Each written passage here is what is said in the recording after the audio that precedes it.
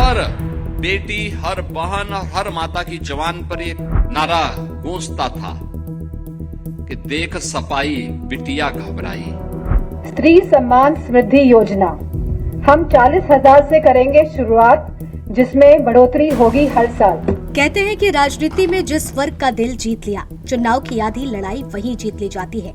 और इस वक्त यूपी की सियासत में सबसे बड़ी लड़ाई किसी जाति, किसी क्षेत्र या किसी नेता को लेकर के नहीं, बल्कि आधी आबादी को लेकर के छिड़ी हुई है। एक तरफ योगी महिलाओं को मुफ्त बस यात्रा, मातृशक्ति योजना और सुरक्षा का संदेश दे रहे हैं, तो दूसरी तरफ डिम्पल यादव महिलाओं की आर्थिक ताकत को मुद्दा बनाकर 40,000 रुपए वाली योजना का वादा कर रही है।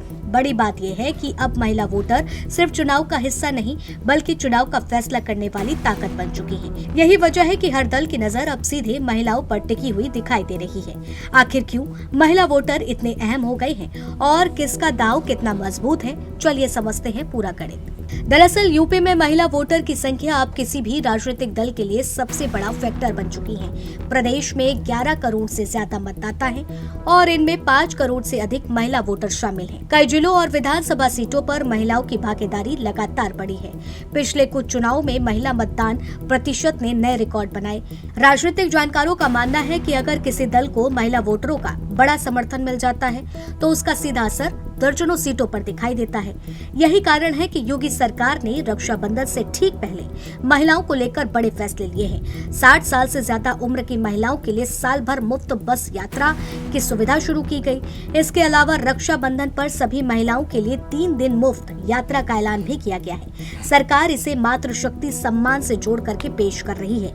भाजपा की रणनीति यह मानी जा रही है कि कल्याणकारी योजनाएं, सुरक्षा और सुविधा के जरिए महिला वोटरों तक मजबूत संदेश पहुंचाया जाए। उज्ज्वला, आवास, शौचालय और राशन जैसी योजना का असर भी भाजपा लगातार गिनाती रही है। लेकिन सियासत में मुकाबला एक तरफा नहीं रहने वाला। डिम्पल यादव ने महिलाओं को लेकर नया राजनीतिक नैरेटिव खड़ा करने की कोशिश की है। उन्होंने साफ कहा है, पीडीए का ए सिर्फ अल्पसंख्यक नहीं बल्कि आधी आबादी भी है। इसी के साथ महिलाओं के लिए स्त्री सम्मान समृद्धि योजना का वादा सामने रखा गया। दावा किया गया कि सपा सरकार बनने पर महिलाओं को 40,000 रुपए की सहायता दी जाएगी। राजनीतिक तौर पर यह संदेश देने की कोशिश है कि महिलाओं को सिर्फ सुविधा ही नहीं बल्कि आर्थिक मजबूती भी दी जानी चाहिए। यही वजह है कि यह बयान सामने आते ही राजनीतिक बहस का केंद्र बन गया है। बड़ी बात यह भी है कि अब सपा में महिला चेहरों की भूमिका लगातार बढ़ती दिखाई दे रही है। डिम्पल यादव के अलावा इकरा हसन, प्रिया सरोज और कई युवा महिला नेता पार्टी की राजनीति में प्रमुखता से दिखाई दे रही हैं।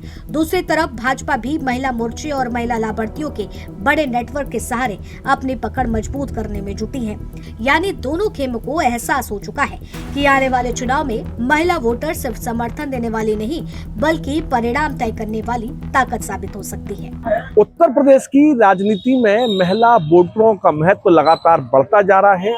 2027 के चुनाव में आधी आबादी यानी महिलाओं का वोट निर्णायक स्थिति में दिखाई दे रहा है, जिसे लेकर उत्तर प्रदेश की योगी सरकार लगातार महिलाओं के सम्मान सुरक्षा को लेकर चिंतित है और उनके लिए कई योजनाएं लाकर महिलाओं को मजबूत करने का प्रयास कर रही है।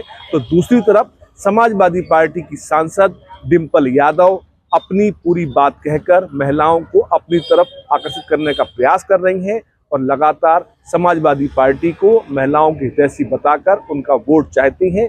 क्या 2027 के चुनाव में महिला वोटर निर्णय कर पाएंगी और आने वाले टाइम में कितनी योजनाएं और सामने आएंगी? क्या आगामी चुनाव महिला वोटरों के मुद्दे पर उनकी देखरेख में ही लड़ा जाएगा? ये बहुत बड़ा सवाल है कि महिलाओं का वोट आखिरकार इस बार कहां जाएगा।